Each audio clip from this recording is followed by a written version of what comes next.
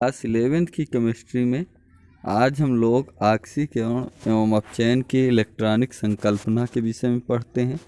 ऑक्सीकरण एवं electronic concept of oxidation and reduction. Electronic concept of oxidation and reduction electronic संकल्पना के अनुसार ऑक्सीकरण एवं अपचयन अपक्रिया को निम्नवत परिभाषित किया जा सकता है। पहला है ऑक्सीकरण, ऑक्सीडेशन। ऑक्सीकरण वह प्रक्रिया है जिसमें इलेक्ट्रॉन मुक्त होते हैं। इलेक्ट्रॉनिक संकल्पना के अनुसार ऑक्सीकरण उस प्रक्रिया को कहा जा सकता है जिसमें इलेक्ट्रॉन मुक्त होते हैं, अर्थात इलेक्ट्रॉन त्याग करने की प्रक्रिया ऑक्सीकरण कहलाती है। यहाँ पर उदाहरण में दिखाया गया है कॉपर।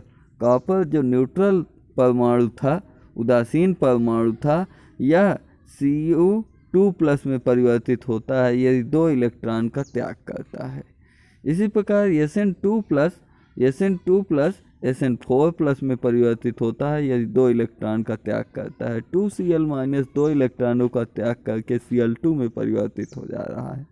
अब इलेक्ट्रॉनिक संकल्पना के अनुसार अपचयन को निम्नवत परिभाषित किया गया है, रिडक्शन। अपचयन वह प्रक्रिया होती है जिसमें किसी पदार्थ में इलेक्ट्रॉन जोड़ते हैं। यदि किसी पदार्थ में इलेक्ट्रॉन जोड़ते हैं अर्थात इलेक्ट्रॉन ग्रहण किए जाते हैं या इलेक्ट्रॉनीकरण होता है, उस पदार्थ का इलेक्ट्रॉनीकरण होता है, तो वह प्रक्रिया अपचयन कहलाती है। उदाहरण Cu2+ जो जिस पर 2 धनावेश है, यदि ये 2 इलेक्ट्रॉन ग्रहण करता है तो ये Cu में परिवर्तित हो जाता है। उदासीन परमाणु Cu कॉपर में परिवर्तित होता है। इसके पश्चात Sn4+ 2 इलेक्ट्रॉनों को ग्रहण कर Sn2+ में, Cl2 2 इलेक्ट्रॉनों को ग्रहण करके 2Cl- में परिवर्तित होता है। अर्थात ऑक्सीकरण की प्रक्रिया में इलेक्ट्रॉन त्यागे जाते हैं तथा अपचयन की प्रक्रिया में इलेक्ट्रॉन ग्रहण किए जाते हैं। ऑक्सीकरण वह प्रक्रिया है जिसमें इलेक्ट्रॉन का त्याग होता है, अपचयन वह प्रक्रिया है जिसमें इलेक्ट्रॉन ग्रहण किए जाते हैं। इलेक्ट्रॉन के ग्रहण करने की प्रक्रिया अपचयन, इलेक्ट्रॉन के त्यागने की प्रक्रिया ऑक्सीकरण। अब हम लोग ऑक्सीकारक एवं अपचायक या उपचायक, ऑक्सीकारक को उपचायक भी कहते हैं और अपचायक को अवकारक भी कहते हैं। ऑक्सीडेटिंग एंड रिडक्सिंग एजेंट। ऑक्सीकारक या उपचायक वे पदार्थ जो दूसरे पदार्थ को ऑक्सीकृत कर देते हैं। ऐसे पदार्थ जो दूसरे पदार्थ को, दूसरे परमाणु को ऑक्सीकृत कर देते हैं तथा स्वयं अपचयित हो जाते हैं। ऑक्सीकृत करने का मतलब उसकी ऑक्सीकरण संख्या को बढ़ा देते हैं और स्वयं अपनी ऑक्सीकरण संख्या को घटा लेते हैं, ऑक्सीकारक कहलाते हैं। उदाहरण उच्च विद्युत ऋणी तत्व। ऐसे तत्व जिन पर उच्च विद्युत ऋणात्मकता पाया जाता है, उनसे बने अणु जैसे O2 oxygen O2, ozone O3, F2 fluorine F2, halogens तथा हैलोजेंस जैसे क्लोरीन, फ्लोरीन, ब्रोमीन आदि, ये सब तो ऑक्सीकारक की तरह बिहेव करते ही हैं। तथा उच्च ऑक्सीकरण अवस्था प्रदर्शित करने वाले पदार्थ जैसे KMnO4, NaNO3, KNO3, KMnO4 को potassium permanganate, NaNO3 sodium nitrate, KClO3 potassium chlorate, FeCl3 ferric chloride, HgCl2 mercuric chloride, H2SO4 sulphuric अम्ल, K2CrO4 potassium chromate, K2Cr2O7 potassium dichromate, KiO3 potassium iodate आदि प्रमुख प्रबल ऑक्सीकारक हैं। ये सभी पदार्थ ये आपके प्रबल ऑक्सीकारक पदार्थ के उदाहरण हैं। इसके पश्चात हम लोग अपचायक या अवकारक के विषय में पढ़ते हैं। अपचायक पदार्थ, रिडक्सिंग एजेंट किसे कहते हैं? वे पदार्थ जो दूसरे पदार्थ को अपचयित कर देते हैं।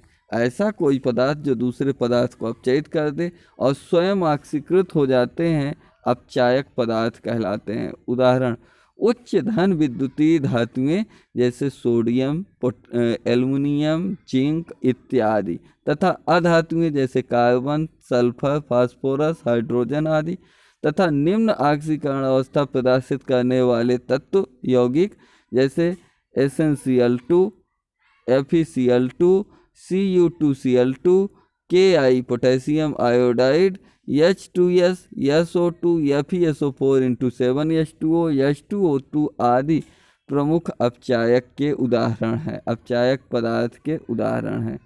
तो अब हम लोग आक्सीकारक तथा अपचायक में अंतर पढ़ने चल रहे हैं। यहाँ पर आक्सीकारक एवं अपचायक में अंतर। आक्सीकारक किन पदार्थों को कहा जाए, अपचायक किसे कहा जाए। पहला अंतर है आक्सीकारक वे पदार्थ जो दूसरों को आक्सीकृत करते हैं तथा स्वयं अपचयित करते हैं, आक्सीकारक पदार्थ कहलाते हैं। वहीं अपचायक पदार्थ वे पदार्थ जो दूसरों को अपचयित करते हैं तथा स्वयं आक्सीकृत होते हैं, अपचायक कहलाते हैं। सेकंड नंबर है आक्सीकारक पदार्थ रेडॉक्स अभिक्रिया में इलेक्ट्रॉन ग्रहण करते हैं जिससे उनकी आक्सीकरण संख्या बढ़ जाती है। यदि रेडॉक्स अभिक्रिया यानी आक्सीकरण अपचयन अभिक्रिया हो रही है तो उसमें इलेक्ट्रॉन यदि ग्रहण कर रहा है जो परमाणु, वो आक्सीकारक कहलाएगा क्योंकि उसकी आक्सीकरण संख्या घट जाती है। अपचायक पदार्थ रेडॉक्स अभिक्रिया में इलेक्ट्रॉनों का त्याग करते हैं, इससे उनकी आक्सीकरण संख्या बढ़ जाती है, जिसके फलस्वरूप उनकी आक्सीकरण संख्या बढ़ जाती है। थर्ड नंबर है किसी पदार्थ की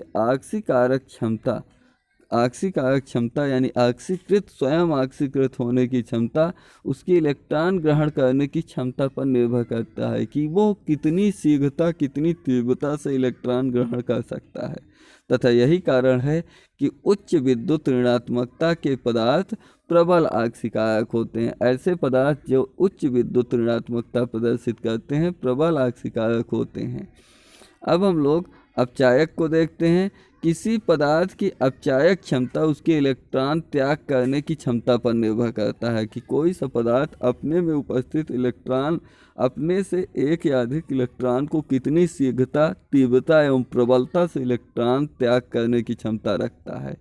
उच्च विद्युत धनात्मकता के तत्व प्रबल अपचायक होते हैं। तो इस प्रकार आज हम लोगों ने आक्सीकरण एवं अपचयन से संबंधित आक्सीकरण, अपचयन, आक्सीकारक, अपचायक तथा उनमें अंतर जैसे टॉपिक को पढ़ा। सबसे पहले आक्सीकरण अपचयन की इलेक्ट्रॉनिक संकल्पना, एक महत्वपूर्ण संकल्पना को पढ़ा। मिलते हैं अगले टर्न पर रेडॉक्स अभिक्रिया के साथ। तब तक के लिए जय हिंद, वंदे मातरम।